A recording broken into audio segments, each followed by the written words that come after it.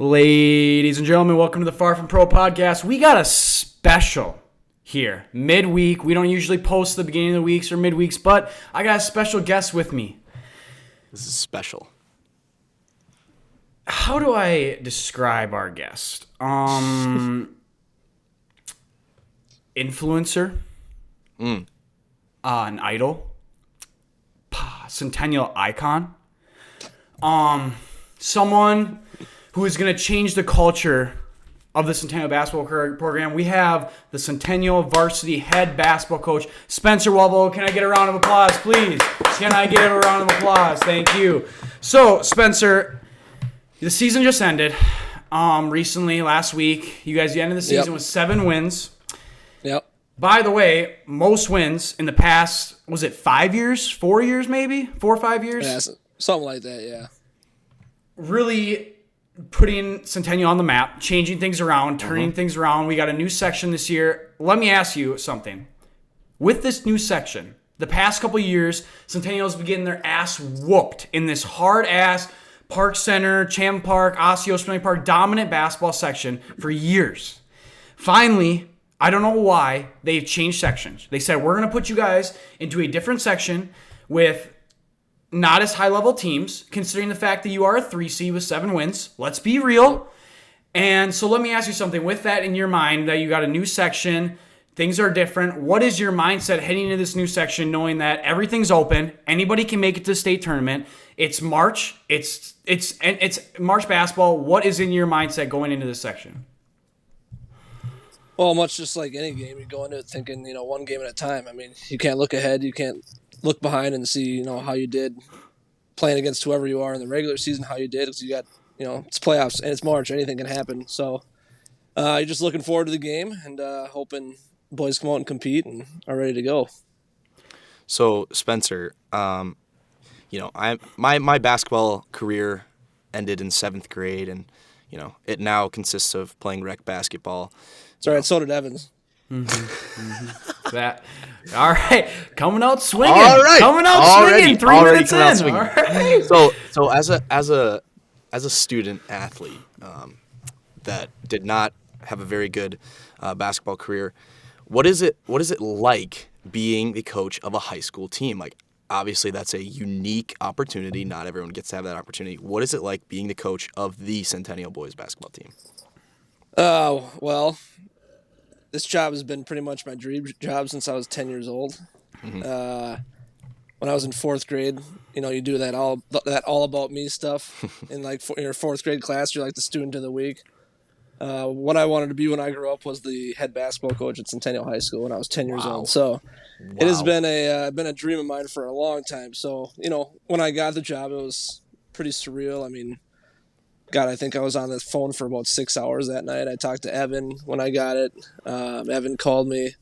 It feels really good, honestly. I mean, and to have the season that we did, obviously 7 wins doesn't sound like a lot, but the boys have done everything we've asked of them.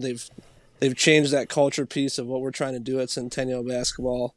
And hopefully with playoffs coming, we can make a little run here. I will never forget the day. I'm so serious. I was dead sick, like sick as a dog laying in my bed. And he sent me a picture of like an edit of him as like the basketball coach. It like was just like a square edit, and it was like Centennial Cougar head basketball coach, like a picture of him. And at first I'm thinking, oh, he's either delusional, like he's just like doing this because he really wants it, and I'm like I don't know what to say. But I realized I'm like, oh my God, he got the job, and I'm not even kidding, dead sick. I'm like literally laying in my bed, like about like can't get up. I shoot up out of my bed, out of like 19 hours of sleep. Shoot up out of my bed, sprint upstairs in my underpants to my parents, and say, you guys would not believe what Spencer just texted me. It was like record-breaking news. I remember all the texts I was getting from my friends in our group chat. We were like so excited, and it was unbelievable. And going back to what you were saying about the culture piece, I was a Centennial basketball player for the past 3 years before this, and my seasons were completely different. My sophomore year, we went one game under 500. Junior year and senior year, we absolutely sucked. And the thing was culture. It was. So you were talking about culture and how these kids bought in and they're really changing the culture of Centennial. What is your culture picture? You were assistant coach on the JV team before this. So what is your sort of culture picture now that you're the head coach and you are in charge and you're the one making these decisions? Yeah, I mean, it's just everything off the court, on the court. I mean, we look at everything, and academics is still a big part of our culture. We don't let kids play with NCs on a game day. We're constantly looking at grades, getting on guys if they're struggling. When we've done a few community service events, we did a whole program, Feed My Starving Children. We had about 52 kids there. I mean, come on, can't make this guy up, Joseph. Come on. That's just the off the court piece, and the teachers and staff at the high school know what we're trying to build too. So they've been really great. So they've been not like. They don't like tattletale on kids, but like if someone's not doing well in class or someone's struggling with whoever, they'll come talk to us, so we get it taken care of right away. And then on the court, it's just competing. The all year we've said playing hard for 36. 36 minutes in a game, playing hard for 36, whether you're up by 40, down by 40. And I think you can see in our scores, at least, we've cut down. This is going to sound bad to say, but we've cut down as a program, the 30-point losses and the 40-point losses. I mean, you're going to get that with some teams, but the other day what was it? Andover, number one team in our section. We lose to them by 18. A month later they come to our place and we end up beating them by 4. And that's just a piece of playing hard for 36, and that's on both ends. Defensively, that's our number one priority. So both ends of the floor competing for 36 and playing hard for 36. So what I'm hearing is, as soon as Evan was out of the program, now we can have a better culture. All right, what are we doing here? What are we doing here? Like, is this just Evan? Like, what Evan, are we doing? love you. Oh, I know it, but what are we doing here? But since we're taking shots here, if I don't take a sip out of my North Carolina cup here, I believe. I believe. Okay. All right. Now, Spencer, the reason I bring this up for the people who are listening here, Spencer and the Waldvogels are die-hard Duke fans.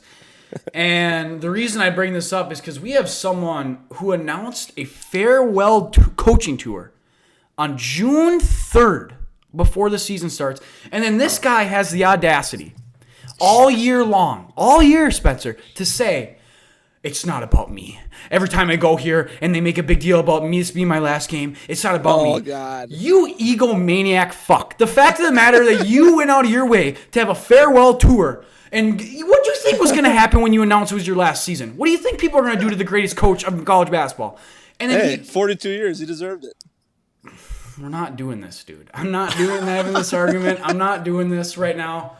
We got an interview to get to. Regardless, we talked about changing culture. You said that there's different things that these kids have to learn. Like, I love that 36 minutes, buying in all 36 minutes, like playing good on both ends of the floor, offensive, defensively.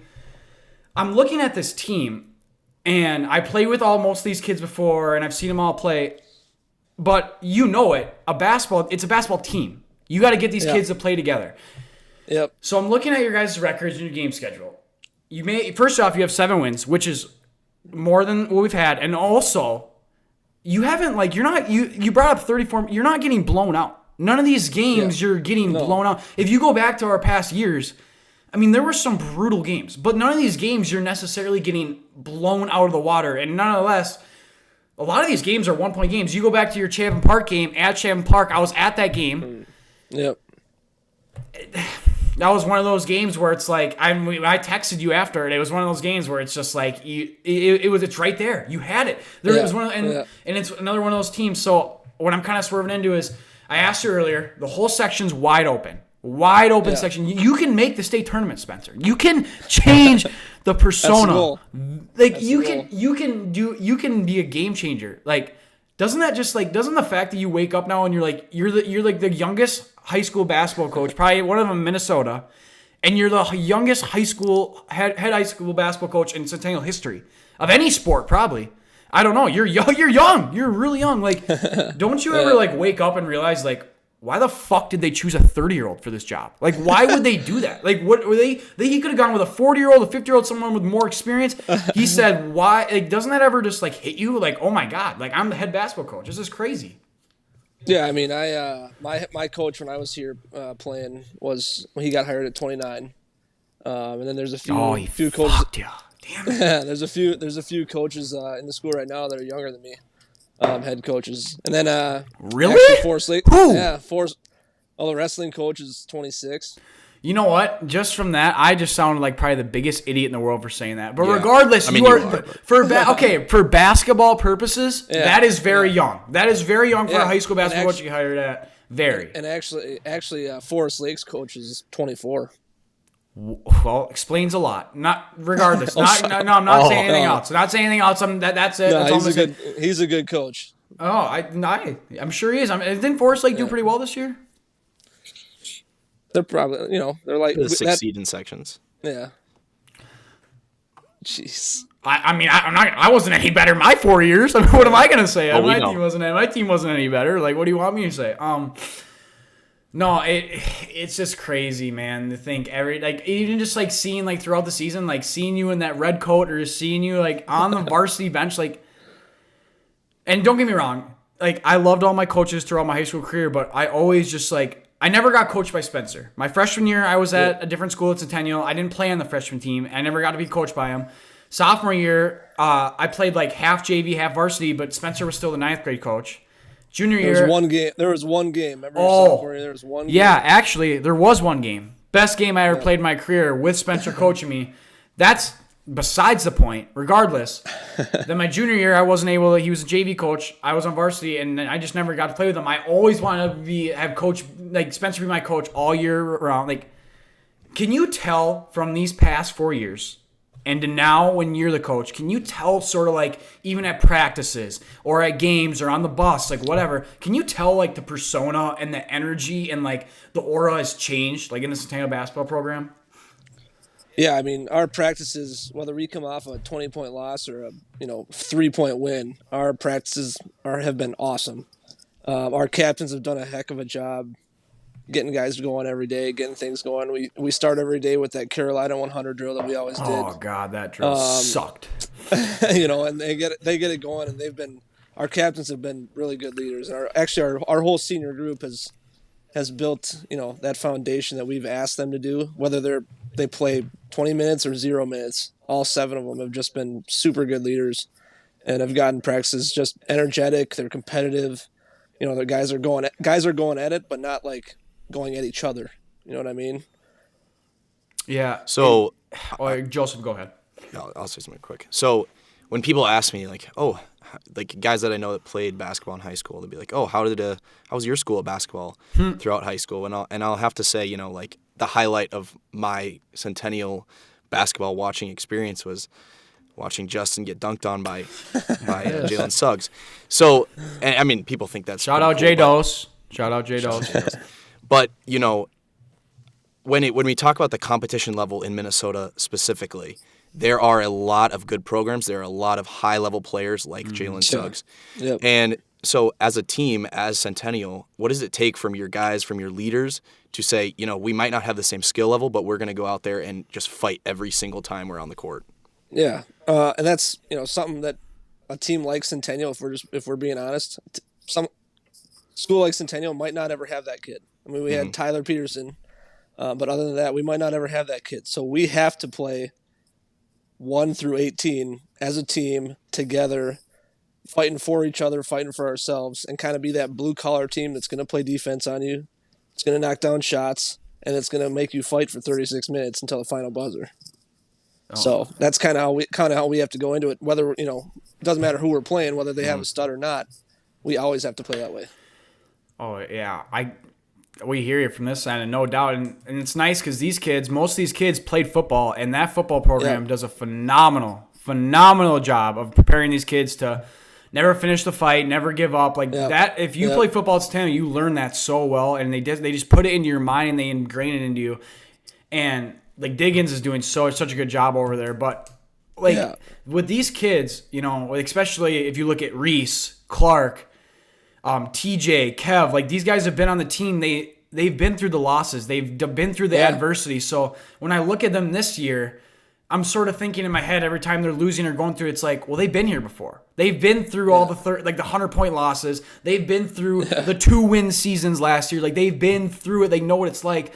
But now they're starting to pick up pace on winning a little bit and getting a winning culture. Yeah. Like, I don't know. I think these it gets me going because it's like I think these kids are finally getting a taste of like winning on their mouths and realizing that if we can put this like together, like we can be a good team. Like, how does that make you feel? Like, how does like now? No, because like I know you see it. You've been with these kids every day. You were with them in the off season. Like, you know what these kids like the way they've been bonding together. You're also a football coach in the fall, so you're with them all fall too. Like, you understand what it's like and what these like what it takes. How do you get it to motivate them? How do you get it into their brains? These are 16, 15, 17-year-old kids, most irresponsible, immature kids in the world. How can you ingrain in them like, guys, like you got to come together. This is a team. Like you got to buy together and win this game. Like how do you do that as a coach? Yeah, I mean, I've always been a big, your year, especially Evan, your freshman year when you weren't here, coming in your grade, maybe hadn't won as much, growing up. And we took, that team from taking you off, taking Tom Soler off, taking Dosey off. We took that team. That was like we were like 18-8 that year. Mm-hmm. And that wasn't me. That was us putting that mentality piece in. Like, hey, we have to. That was something we started in 9th grade when I was coaching 9th grade. That mentality piece and that mindset piece of like, hey, we're not bad basketball players. We can be good, but it's if we want to be good. And we've kind of instilled that mentality of, it's not necessarily a winning mindset. It's like a working mindset. You're almost preparing them for afterlife because it's like when you graduate and there's no more basketball, you got to have that same mindset to attack life. It's just how it is, and you're ingraining that in them, and that's what makes it so special. And that's what makes it a culture. Is like these kids are learning this stuff from basketball, and they're turning into real life, and that's so special. Like that for a coach to be able to do that and like impact a high school kid like that. It's unbelievable, and and ultimately that is the goal of high school sport. Being a high school coach, obviously, winning and losing is you're going to win games, you're going to lose games, but ultimately in 10 years, if Evan Walsh calls me and invites me to his wedding, then that's the goal. You mean officiate my wedding? He's aficionado. If anyone doesn't know, anybody's looking for someone to officiate their wedding, Spencer is certified. Shoot him an email; he will get you. Let's get to a little bit of talking about the section tournament come up here. Oh, here we go. You guys play Forest Lake on Thursday, March 10th. Yep. You have already beat them, and then in the next smoked them. In the next round, it would either be Coon Rapids or Anoka, if I'm not mistaken. Yep. And you've beaten both of those teams this year, correct? We have not beaten Coon Rapids. Okay, not beaten Coon Rapids. Nope. Beatable team, super beatable team. Oh, you lost close to them. Is that correct? First game, yeah. Okay. So how do you keep in that mindset? Yes, you've already beat Forest Lake, but it's not a win. You have to actually go out there and do it. If you get Anoka, you've already beat them, but you actually have to go out there and beat them. You've had a close game with Coon Rapids, but you have to beat them. How do you keep that mindset of we are still the underdogs even though we're the 3 seed in this tournament? Well, I think our kids are smart enough to, look at records wise. I mean, we've lost to Anoka, who's the 7. We've lost to Blaine, who's the 5. They're smart enough to realize, like, any team in this section can beat anybody, but you can also get beat by anyone also. I mean, we beat Andover. We beat Andover, who's the 1 seed, and Coon Rapids is the 2 seed, and we've lost to them twice. So it's kind of that, like, just going back to that mentality of why not us, and, working to get there. And, like I said, we're not looking forward to the next game because we got to take care of this one. And we realized that game in the beginning of the year was 20 games ago. I mean, right. Forest Lake's a better team now, and I think we're a better team too. So it's going to be a dogfight no matter what because it's section playoffs. So it's awesome. And just talking more to that, what do you see from your guys? Like, what's the emotion going into this? What's the how are these guys feeling going into a section tournament where they feel like we can make a little bit of a run here? What are you feeling from your guys this week?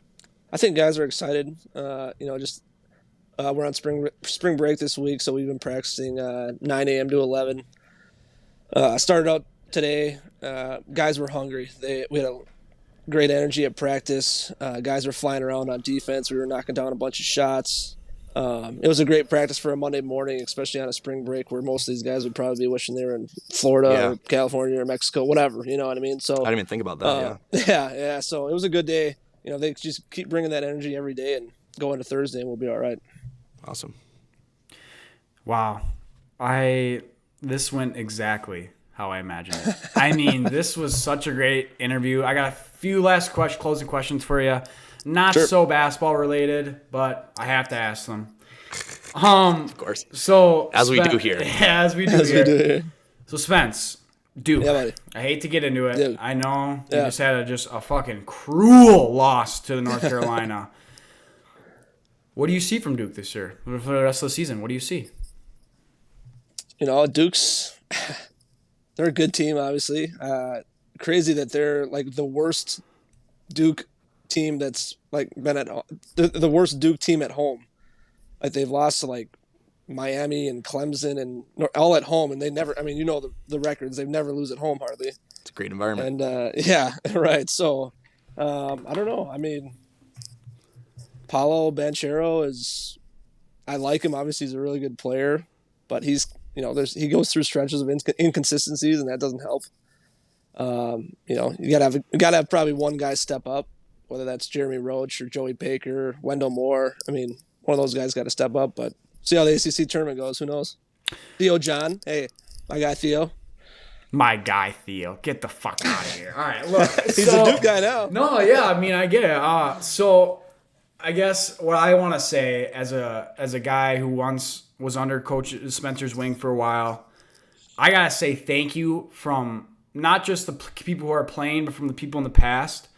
Spencer is 100% one of those guys that, yes, he will be at my wedding in 10 years. And not only that, he's a guy that's going to be, like, throughout my life forever. And Spencer, what makes Spencer so special compared to other people is that Spencer loves connections. He loves building connections and relationships with people that other people don't. Like, that's what makes him so special as a coach, too. Like, he's not just worried about what's on the field, what's on the court, what you guys are doing. Like, this guy is honestly more worried about what's happening off the court, what you're doing off the court, and how that's going, and like the relationships he builds and the connections he makes and the impact he puts on all of us. It like there's no other person or teacher like it. So I'm gonna come from the kid's perspective, and I'm gonna say thank you.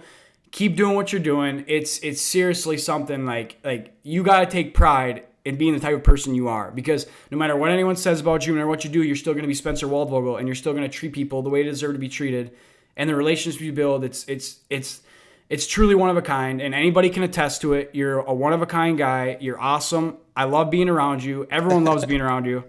I know it kind of sounds like I'm sucking on your dick here, because I kind of am, but I really, I mean this from the bottom of my heart. I wouldn't just say it if I didn't mean it. I really do mean it, and like, I seriously think that you're going to change the culture, and in 20 years, however many years, you're going to be either still at this job winning state championships or at a higher level job.